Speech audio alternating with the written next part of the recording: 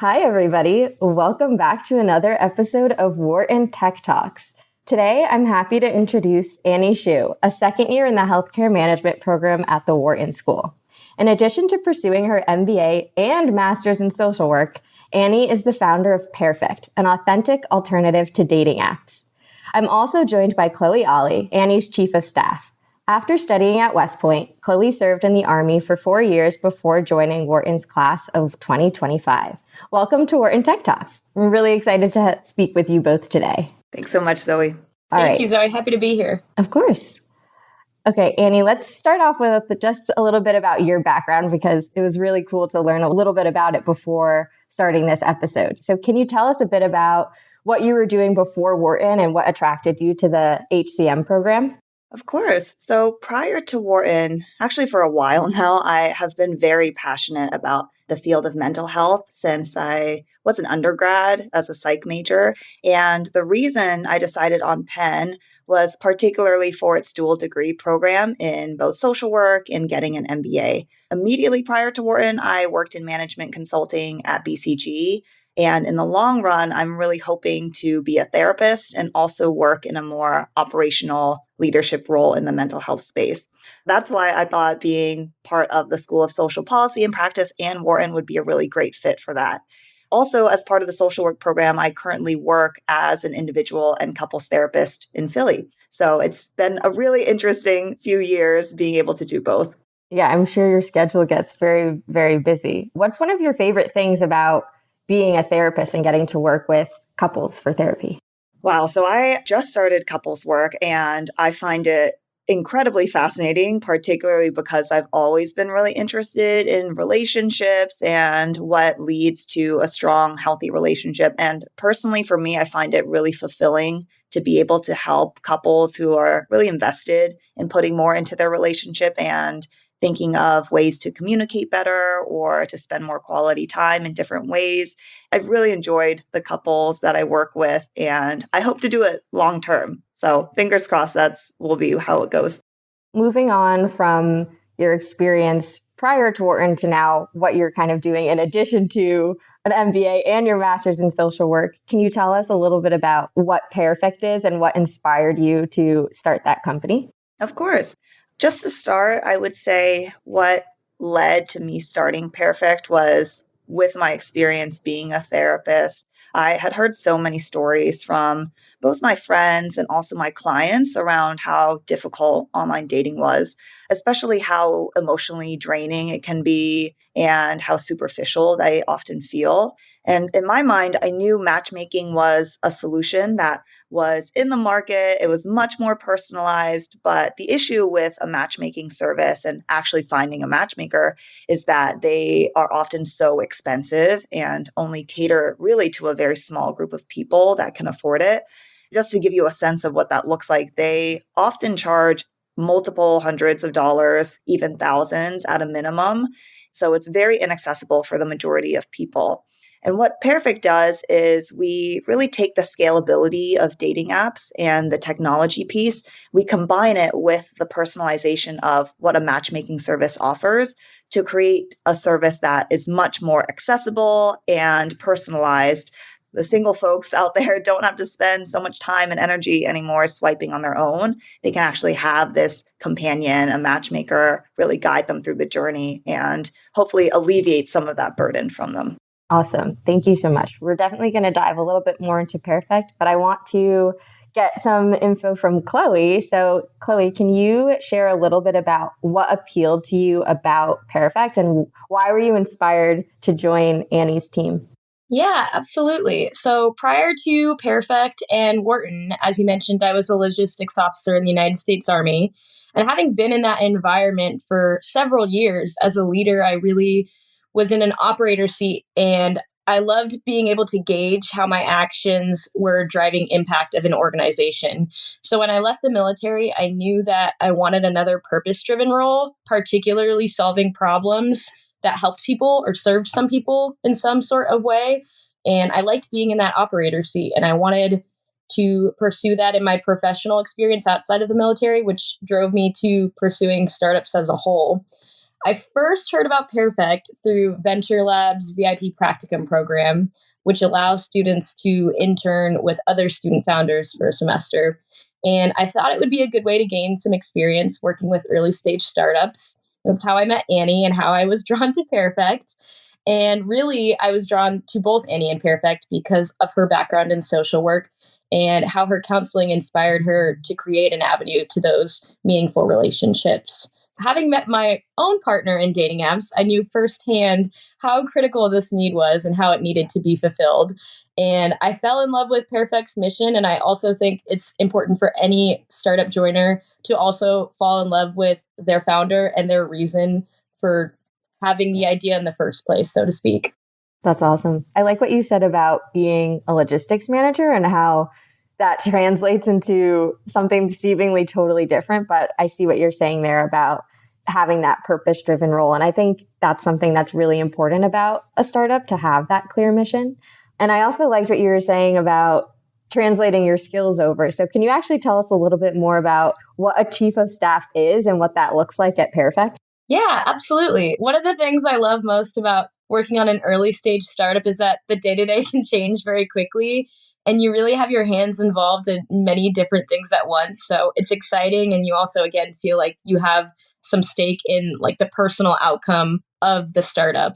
But my main responsibility right now is getting the word out about Pairfect and driving our marketing. Annie and I have spent a great amount of time targeting graduate students in Philadelphia, and we're starting to really broaden our marketing outreach to working professionals across the city. Again, every day is different, but really I'm particularly focused on how we reach our target market, where our users are congregating, and what's the most efficient way to reach them, whether it's at a coffee shop or maybe a group fitness studio or even potentially in their own apartment building. Oh, interesting. Okay. Going further into that, I know like an MBA lifestyle is so busy and hectic. I'm curious, have you guys seen differences between different types of graduate groups on what works, what doesn't work, how to get them involved with the app? Yeah, I've noticed it really does vary often school to school, but across the board and across all programs, there is a need and a desire for wanting to find something that's more intentional when it comes to romantic relationships. In terms of variability, the schedules of finals look different. MBA students generally travel a little bit more.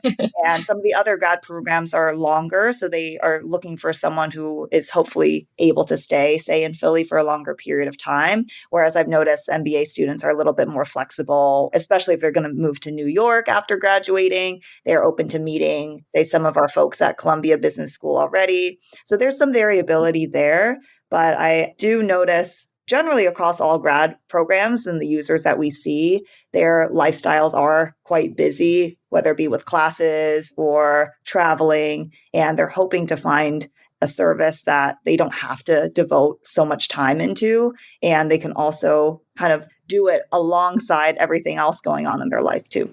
Nice. It sounds like you've really found a good product market fit for Pairfect. Yeah, I would say it's interesting as we start to expand outwards into Philly and even outwards into this northeast sector of, eventually DC and New York City, experiencing just at Penn and even at Temple and Drexel, how different graduate students communicate. At Wharton, it's something we see very frequently is the use of group chats. And it's really a good learning experience to see sometimes maybe for the law school, for example, they receive their information through email newsletters, or the engineering students maybe don't have the same social environment that we see at Wharton, and they really meeting them face to face and just having personal interactions when it's Annie and I standing out on Locust Walk handing out flyers. Sometimes that's the best way. So it's been an interesting experience just trying to reach all different parts of the campus and see what fits each program best and really how people receive information and what resonates best to get them interested in this product and hopefully see the intention behind the platform. Yeah, to reaching different grad schools, something else we do as well is partner with the affinity centers on Penn's campus. So, for example, we're featured in the LGBTQ newsletter, and they've been a really great advocate for sharing Pairfect. We also are partnering through different schools' Instagram pages, and that's another avenue that they actually share our service with their programs too. So that has been really great how we've seen all these different school administrators also support our service and share it with their students.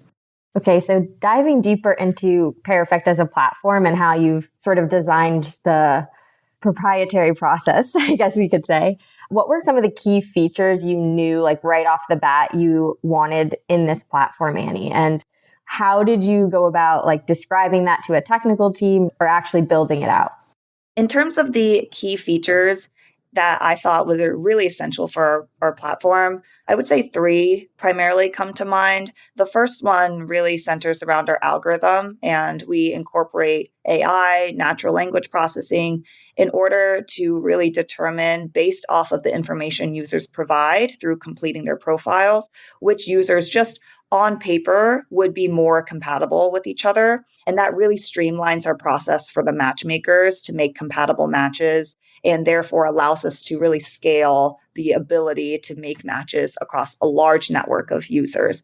So that really was the first that came to mind. And in terms of communicating that to the team and working with them, it was frequent meetings. We met at least once a week, sometimes multiple. And then we also tested with mock user profiles and previous user profiles that I had collected since we first piloted.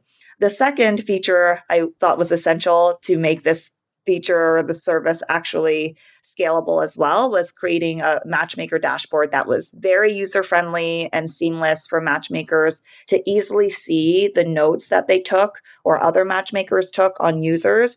And so they could kind of have a side-by-side comparison of two users to then determine if this was a match suggestion they wanted to send to a user. And then the third piece that is very critical for us as well is making sure the users have a great experience on the front end. Our service right now is fully website or web app based, and users complete a profile with us. They complete the questionnaire, upload photos, complete short answers, and then all this information gets transmitted so that we can see it on our end and the matchmakers can use it to determine matches too. Nice. Okay. Yeah. One thing that really struck me as I was looking at your website and trying to understand how you had designed the platform is that all of your customer testimonials are talking about like what a great experience they had with Pairfect and how it felt very personalized. So I'm very impressed that you've been able to really hone in and create something that works both on the matchmaker's end as well as the customer end. So talking a little bit more about your matchmakers, because I think that's one of the things that really stands out compared to maybe some other services, is that you do have both the algorithm and an individual who's looking at the profiles. Can you talk a little bit more about how did you go about finding matchmakers? Are they going through a specific training? And what does their process look like once they get a profile through their account, I suppose? Yeah, I love this question because I really think our matchmakers make this service feasible, and I really love our team of matchmakers. So this summer, I particularly spent a lot of time thinking about how we were going to recruit them, what the interview process was going to look like, and onboarding. And what our recruiting looked like was we had sent out, I would say, multiple flyers to various social work programs and counseling departments. And so right now, our team of matchmakers is made up of social workers, therapists, people pursuing clinical psychology, PhDs, or people who also are currently practicing couples therapists and family therapists. And all of them have the extensive training required for those roles that really focus in on skills of empathy, active listening. And these really are skills I feel like are very transferable to our service and are needed for the matchmaker meetings. The trainings themselves is that we would bring in mock users to meet with each of our matchmakers to run through what our flow of questions would look like. And so that really allows us to help hone in on these skills that are very inherent to their current roles, but to do it with our types of structure so they know what types of notes to collect and what type of information to gather too. And then taking a step back, the training process and the interview process, they both involve the mock users because it was really helpful for me to see how the matchmakers would respond to new users and the types of information and questions that they would ask. And then in terms of what it looks like on their end, after a user completes a profile with us, the matchmakers are able to see immediately like what profile information they submitted. And so when they have the matchmaker meeting, which is generally 20 to 25 minutes, they can ask additional questions that build off of what the user has already sent in. And that really allows us to collect information on top of what users already say. And what I've always found very interesting when I did these meetings last year and when I see all the information collected this year is sometimes what a user puts down on paper may not be what they share in the matchmaker meeting, or they share something that gives us a little bit more color as to why they said a certain thing.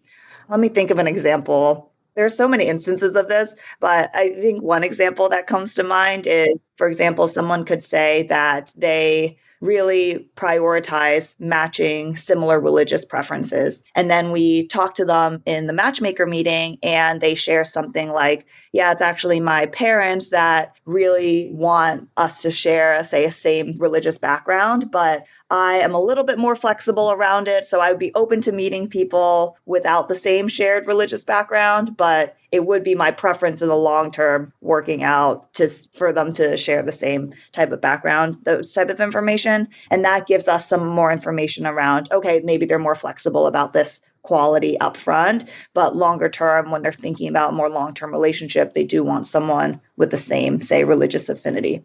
Those are just slight examples, but the matchmaker meeting, I think, is really helpful. One, to establish our connection with our users, but two, it often provides us more information than what we have collected through the profile. And what does the matchmaker customer relationship look like maybe after the initial meeting? So maybe you've paired two individuals and they went out on one date already. Is there a follow-up after that? Yeah, our matchmakers check in with our users, I would say about 1 week after we send the initial match suggestion, just to see if they had met up already or if they want additional match suggestions after that point. In our platform, we also have built in a chat feature, so users have constant access to messaging their matchmakers post the initial matchmaker meeting. And users also have the ability to schedule follow-up meetings if they, say, want to debrief how a date went, or if they want just some additional tips of how to approach the first date or how to approach creating their profile. Last year, I remember some meetings that I had where people just wanted to talk about how their relationship was going and if they should continue pursuing someone or if they should stop or if they want additional match suggestions. And at any point, too, a user can tell us, oh, I forgot to mention this as something I really prioritize in a partner. And we'll tailor what we send based on what they share with us too. It's kind of an ongoing relationship. And our goal is really to be that support person through this dating journey. And so it's not just we meet with you and that's it. It's more like we'll continue to be in this journey with you and you can continue to use us as a sounding board too. Yeah. And to further emphasize Annie's points, I think really the interactions with the matchmakers, the human connection is kind of our secret sauce almost. And it still gives users the optionality to express their preferences on their profile. It allows users to express their preference, for example, maybe work-life balance with a partner. But then when you meet with that matchmaker, you're actually able to flesh out what that means, maybe in the context of a past relationship or how it looks in the future. But I think it really provides that extra added layer of human element, particularly as we see our generation and the younger generation start to stray away from these dating apps that have swiping tendencies. Yeah, I think we've gotten used to almost like the gamification a little bit of dating with a lot of dating apps. So it's really interesting. I think, as you said before, Annie, that really nailed it. Like you've got the scalability of a technical product through your algorithm and that initial suggestion process, but that deep personalization through the matchmakers, as Chloë said, the secret sauce. I'm curious if there's been anything that has totally surprised you as you've been building, as you've been chief of staff, Chloë, about dating in Philly or just kind of building a product like this. Yeah, I'm happy to start. I think something that surprised me a little bit in my interactions, primarily in my face-to-face, is that this is something people want to talk about. I can remember being on dating apps And whether it's a good or a bad thing, sometimes them having a negative connotation or it being a source of shame in some points. And thankfully, I was able to meet my partner that way. But it's really surprised me how eager people are in wanting to talk about this or share this. Often people know that I'm affiliated with Pairfect, but having people come up to me, approach me at school and mention how much they've liked the product or their experience with their first match and just opening up the conversation about dating and relationships and further this broad experience of well-being has been incredibly encouraging for me. I love that we're really engaged in the conversation and it's something that we're speaking about more frequently and openly, especially because it's something that we all at some point navigate in our adult lives. So, Yeah, I love that point, Chloe. It's always been a shock to me too, how open people are with sharing how dating has been going as we ask them in our matchmaker meeting and to talk about like what has worked for them or what hasn't worked. I always appreciate just the openness and honesty that our users bring to us because it really helps us help them in finding the right matches too. And something else I think really was a surprise for me is that I know with dating apps, it's oftentimes because there's so much swiping and so many profiles to look through. It's almost a bit of decision paralysis because all of a sudden you have so many options. And that often then leads to, and this is what I constantly hear from users too, like the messaging, but then the messaging doesn't go anywhere. And then there's ghosting, and then they don't actually end up meeting in person. And what I appreciate about Pairfect too is our match suggestion process is typically we only provide one match at a time so that they really have to make the decision at that point whether or not they want to move forward or not in order to get additional match suggestions. So they're not juggling multiple decisions at a time.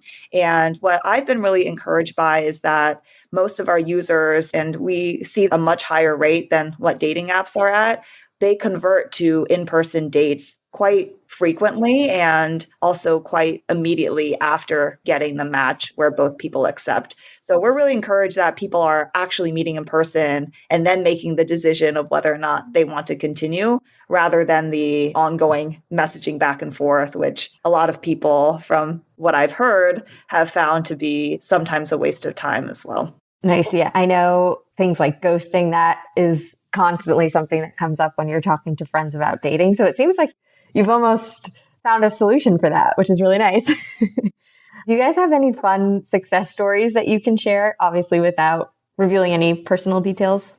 Yeah, sure. I can think of one that I think is quite fun. I know of a couple. I set them up last January, or maybe it was February. So almost about a year now.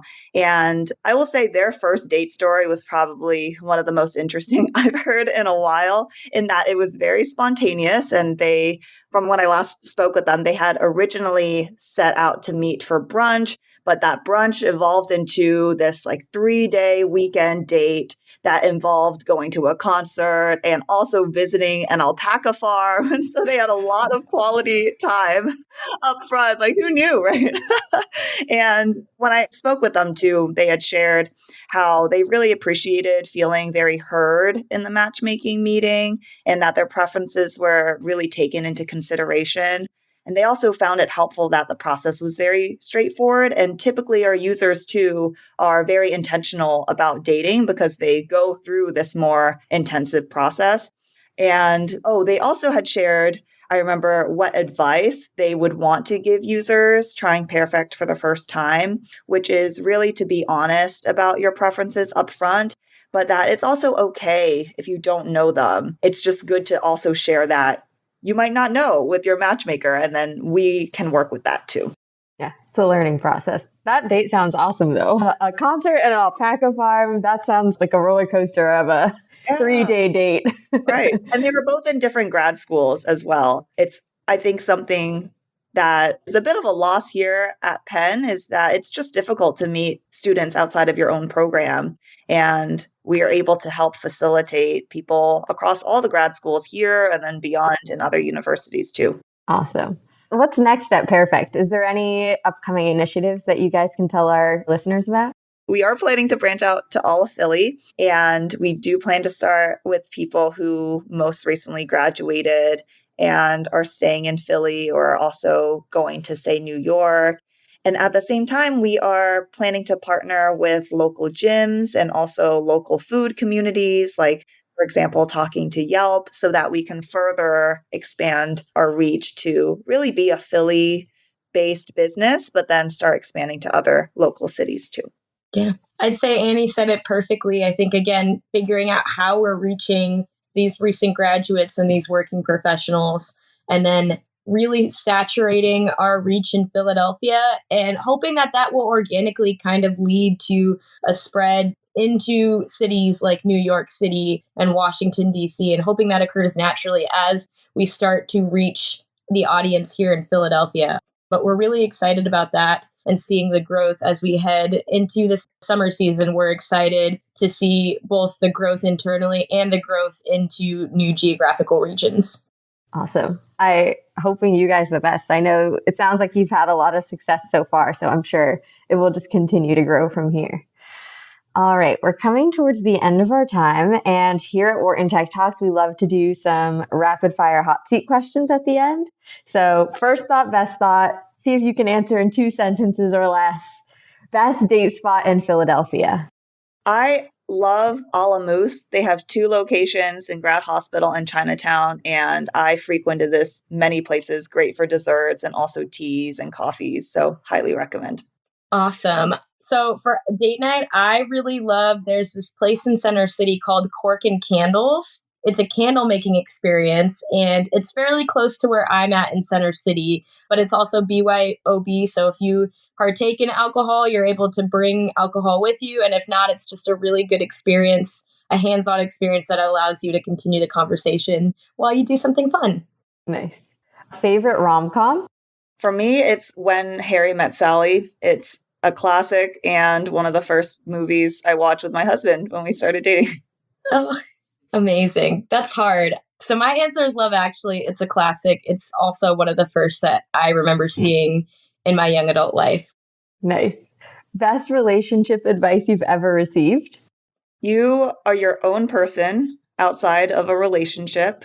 And I think it's incredibly important to invest in taking care of yourself, whether or not you are in a relationship or you're not. Yeah, absolutely. So my advice would be it's never really 50-50.